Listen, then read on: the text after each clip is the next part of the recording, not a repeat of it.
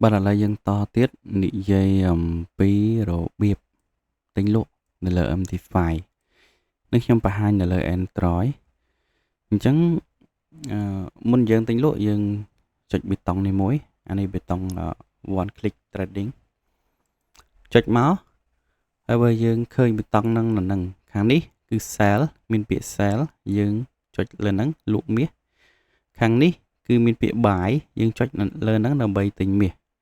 chẳng đầm lại này tầm này hai tầm nàyล้างcho ní ការតឡើងតឡើងឬក៏តម្លាក់ឡតសាយតែនេះយើងតឡើងចុចបូកមកហើយបន្ទាប់ពីកន្លែងយើងចង់តម្លាក់យើងអាចចុចលើនេះហើយយើងចុចដកមកតម្លាក់ចុចបែបហ្នឹងចុចលឿនយឺតតាមហ្នឹងនេះគឺការ buy sell ហើយបើយើងចង់កំណត់ដៃអត់ចង់នេះទេឧទាហរណ៍យើងកំណត់យើងចុចលើហ្នឹងមកយើងអាចកំណត់បាន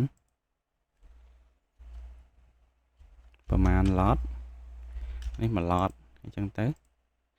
នេះគឺទំហំមួយឡតយើងចុចចឹងហើយយើងអាចចុចតម្លាក់វាទៀតដកបានតឡើងបានបូកទៅតាមហ្នឹងអានេះបូក 0.1 អានេះបូកមួយឡតអានេះបូក5ឡតអញ្ចឹងគេឲ្យចម្រើសមកឬក៏យើងចង់បានមួយឡតចុច1ឬក៏មួយឡតចុច2មួយឡតចុច3មួយឡតចុច4ទៅតាមហ្នឹងឬក៏2ឡតទៅតាមហ្នឹងដែរ2ឡតតែខ្ញុំដាក់ 0.1 0.01 អញ្ចឹងពេលយើងបូកចេញដូចគ្នានេះតែយើងចង់បានបាន 0.02 យើងចុចម្ដងមក 0.02 កុំច្រឡំអានេះ 0.01 តែយើងមើលលេខណាវាមិនអានេះមិនមែន 0.02 នេះគឺ 0.2 អញ្ចឹងអាចច្រឡំបើអត់មើលបានប្រយ័ត្នអានេះ 0.5 នេះ 0.5 គឺមិនមែន 0.05 ទេគឺ 0.5 អានេះ 0.1 នេះមានថាលើ10ដងលើចុច 0.01 10ដងបងប្អូនបានរៀនវីដេអូនិយាយពីឡតសាយអញ្ចឹងខ្ញុំចង់តម្លើងតិចតួចទេខ្ញុំចុចបាច់បូកតាមហ្នឹងទៅហើយឬក៏ខ្ញុំចង់តម្លាក់ចុចតាមហ្នឹងទៅប៉ុន្តែជាទូទៅខ្ញុំប្រើបើថាខ្ញុំប្រើឧទាហរណ៍ខ្ញុំប្រើ0.10 បែបនេះឬក៏តម្លើងតម្លាក់ខ្ញុំអត់ប្រើតែយើងប្រើ 0.10 យើងត្រូវម្ដងអាចថាក្នុងមេរៀននៅក្នុងមេរៀនទៅមុខទៀតនឹងនិយាយពី stop loss ហើយក៏បាននិយាយពីមេរៀនមុនដែរនិយាយពី risk management ហ្នឹងខ្ញុំនិយាយបានតិចតួចដែរនិយាយពីការគ្រប់គ្រងលុយតើត្រឹមណាអីត្រឹមណាអញ្ចឹងនៅក្នុងនេះយើងតម្លើងតម្លាក់ទៅតាមទំហំផ្សារអញ្ចឹងឧទាហរណ៍ថាខ្ញុំចូល 0.03 0.3 ឡតអញ្ចឹងខ្ញុំប្រើតែមួយទេអញ្ចឹងបើខ្ញុំចង់ sell ខ្ញុំចុច3ដង2 3អញ្ចឹងខ្ញុំធ្វើបែបនេះដើម្បីជៀសវាងការច្រឡំឡតសាយបើខ្ញុំកែទៅកែមកខ្ញុំអាចនឹងច្រឡំឥឡូវលើកនេះយើងចូល 0.3 អញ្ចឹងលើកក្រោយយើងចូល 0.5 អញ្ចឹងតែយើងកែ 0.5 ហ្នឹងវាជាប់ដល់យើងមកកែម្ដងទៀតបានវាដូរអញ្ចឹងខ្ញុំប្រើតែប៉ុណ្្នឹងបើខ្ញុំចូល3ដងខ្ញុំចុច3ដងចឹងមកហើយកន្លែងនេះគឺកន្លែងពាក្យ trade នេះគឺមើល position ហើយទៅនេះចំណេញសរុបខាតសរុបចឹងណាឥឡូវពងខាតនេះយើង sell មាសឡើងខាតបុកឡើង20ហ្នឹង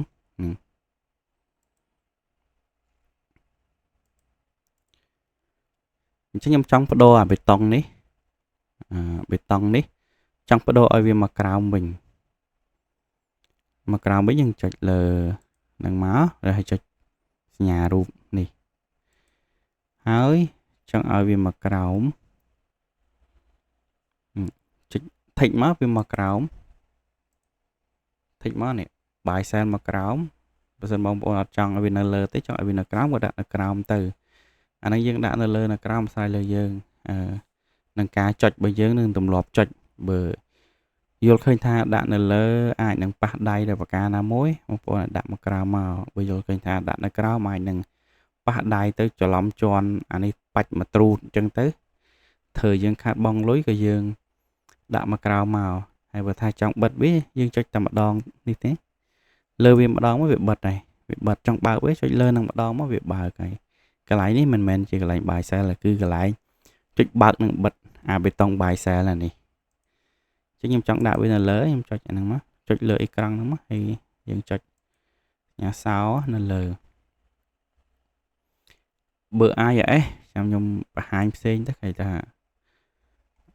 បងប្អូនពិបាកប្រើសម្រាប់អ្នកប្រើ IIS ណាព្រោះថា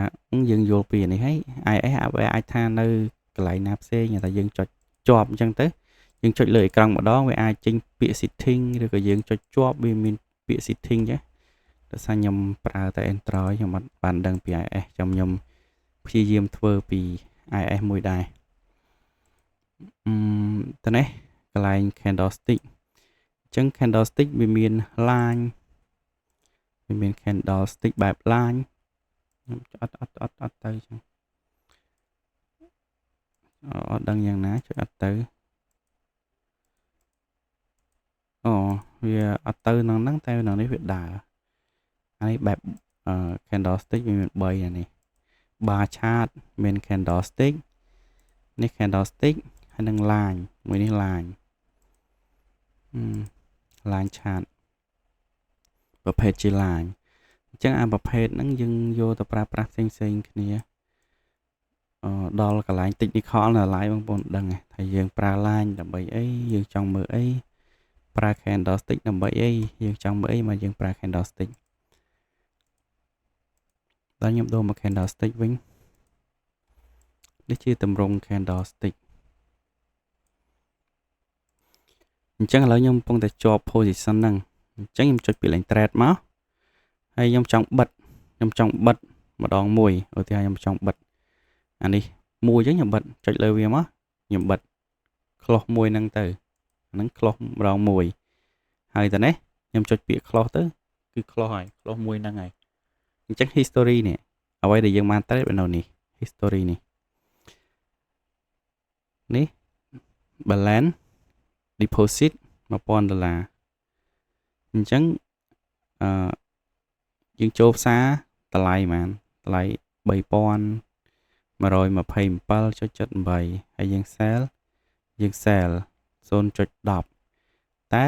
វាឡើងលើពីកន្លែងយើង sell ហើយយើងកាត់នៅ30អញ្ចឹងយើងត្រូវខាតប្រហែលលេខហើយបងប្អូនចុច trade មកវិញមកមិញពីរបៀប close មួយអញ្ចឹងខ្ញុំ close ពាក់កណ្ដាលយើងចុចជាប់ហើយយើងចុច close position តើនេះខ្ញុំ close តែ5ទេខ្ញុំទុក5អញ្ចឹង10 0.10 ចឹងបើខ្ញុំ close 5ខ្ញុំ 0.05 ចឹងខ្ញុំ close ហើយ5អញ្ចឹងយើងនៅ position 2ដដែលប៉ុន្តែគាត់ថានេះ 0.10 អានេះ 0.5 ដោយសារតែយើង close វាតែពាក់កណ្ដាលនេះអញ្ចឹងយើង close តែពាក់កណ្ដាលនេះមិញ close មិនហ្នឹងហើយបងប្អូនចង់ចុច close ទាំងអស់ចឹងវាមានអុច3នេះចុចលើនឹងប៉ាប់ឥឡូវខ្ញុំឧទាហរណ៍ថាឲ្យយើង close ទាំងអស់ចុចប៉ាប់ហើយយើងចុច close all position អានេះ close losing position អញ្ចឹងបើសិនបើមាន position ណាដែលមាន profit គឺវាមាន load មួយទៀតគឺ close profit position ហើយនឹង close all position អញ្ចឹងខ្ញុំយក close all ដើម្បី close ទាំងអស់ប៉ាប់មកគឺ close ទាំងអស់ហើយអញ្ចឹងយើងចុច history មកឃើញថាថ្ងៃហ្នឹងយើងចំណេញប្រមាណខាតប្រមាណអញ្ចឹងចូលយើងលក់មាសតែមាសឡើងយើងខាត$85ដោយសារយើងចូល loss size ធំហើយត្រង់នេះគឺជាថ្ងៃ today មួយអាទិត្យចុងក្រោយអញ្ចឹងហើយមួយខែចុងក្រោយដោយសារយើងទៅមានទិន្នន័យមុនហ្នឹងអញ្ចឹងវាអត់ចេញទេហើយកន្លែង custom នេះបងប្អូនអាចដាក់បានថាយើងហ្នឹងទីប៉ុន្មានទី3អញ្ចឹងយើងចុចលើថ្ងៃទី3 2ដងមកវាចេញតែថ្ងៃទី3ហ្នឹងទេយើងចុចថ្ងៃទី3 2ដងចេញថ្ងៃទី3ហើយកន្លែង order នេះអញ្ចឹងគេប្រាប់យើងនេះយើងចូល7 position យើងអាចបាន cancel position ណាមួយទេអញ្ចឹងទាំងអស់ total 7 position ហ្នឹងប៉ុណ្ណឹងចឹងខ្ញុំstop video ប៉ុណ្ណេះសិនចាំបន្តទៀតកុំឲ្យវាវែងពេក